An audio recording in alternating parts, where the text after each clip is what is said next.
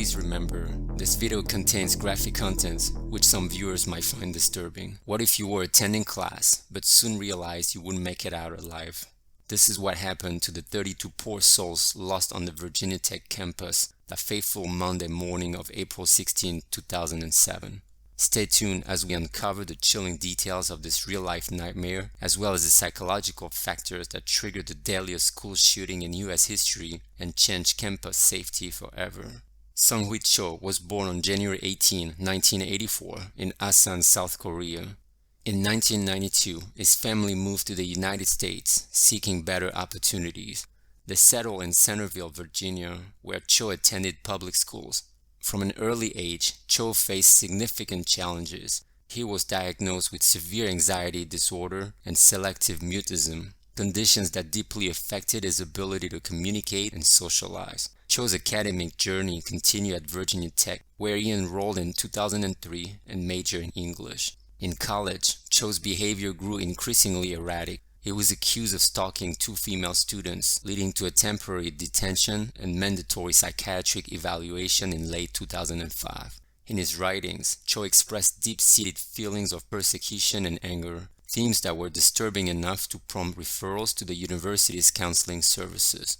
Despite these warning signs, though, Cho remained largely under the radar, his struggles with mental health not fully addressed. Our story takes a tragic turn in 2007. Cho purchases 2 handguns, a Glock 19 in February and a Walther P22 in March. He also buys ammunition and a hunting knife, signaling ominous intentions. April 16, 2007, early morning. The tragedy begins. Cho's first attack occurs in West Ambler Johnston Hall, a dormitory where he fatally shoots 2 students, Emily Hilscher and Ryan Clark, around 7:15 a.m. After returning to his dorm room, Cho mails a disturbing package to NBC News filled with videos and a manifesto. 9:40 a.m. The horror escalates. Cho enters Norris Hall, chaining his doors shut. He embarks on a deadly rampage, systematically shooting students and faculty in several classrooms. In just about 11 minutes, he fires more than 170 rounds, claiming the lives of 30 more individuals, including students and faculty. Shortly after 9:51 a.m., the massacre ends with Cho's suicide, moments after law enforcement arrives. The immediate aftermath was a time of shock and mourning. The nation and the world reeled as the extent of the tragedy became clear. 32 lives lost, 23 injured, a campus community shattered.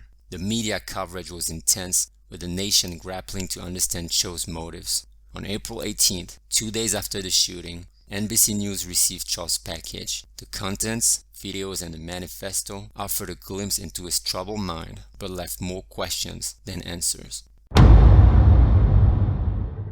Analyzing the psychological triggers that led Seung-Hui Cho to commit the Virginia Tech shooting involves delving into a complex interplay of mental health issues, environmental factors, and personal experiences. Disclaimer: these are only speculations and do not reflect a professional psychological analysis. Cho was diagnosed with severe anxiety disorder and selective mutism, a condition where a person who is normally capable of speech is unable to speak in given situations. His inability to express himself and connect with people may have compounded feelings of frustration and alienation.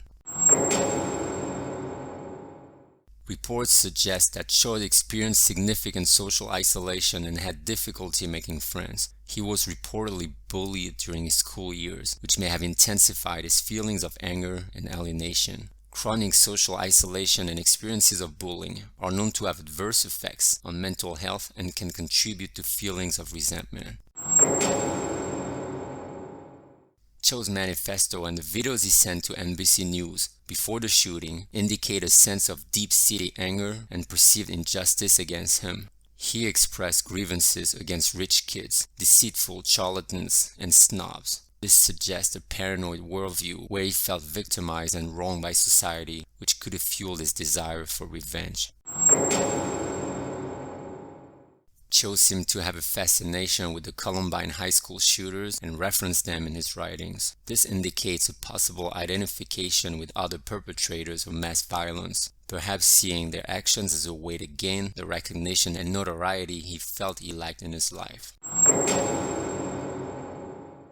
Despite some interventions, including counseling referrals and a temporary detention for mental health evaluation in 2005, it appears Cho did not receive the mental health treatment that might have addressed his underlying issues. The failure to effectively treat his mental health problems likely contributed to the escalation of his symptoms and behaviors. It's crucial to remember that while these factors can provide some context, they do not justify or excuse the horrific violence Cho committed. Understanding these elements is part of an effort to prevent similar tragedies in the future by identifying and addressing the complex needs of individuals who may be at risk. This tragic event left a permanent mark on our society's approach to mental health and gun control. It highlighted the critical need for effective mental health support, particularly in educational settings. The tragedy also intensified the national debate on gun laws, especially concerning background checks and the sale of firearms to individuals with mental health issues. In the wake of the tragedy, Virginia Tech and other universities strengthened their mental health services and campus security measures. The incident became a case study in emergency response and threat assessment. Nationally, the Virginia Tech shooting became a catalyst for gun law reforms. Discussions centered around the ease with which Cho acquired his weapons despite known mental health issues. This accelerated the implementation of the National Instant Criminal Background Check System Improvement Amendments Act of 2007. This legislation aimed to improve the reporting of mental health records to the National Background Check System for firearm purchases. Each year, the university holds memorials to honor those lost, ensuring their memories live on. As we reflect on this dark episode, it is crucial to remember the victims and the profound loss felt by their families.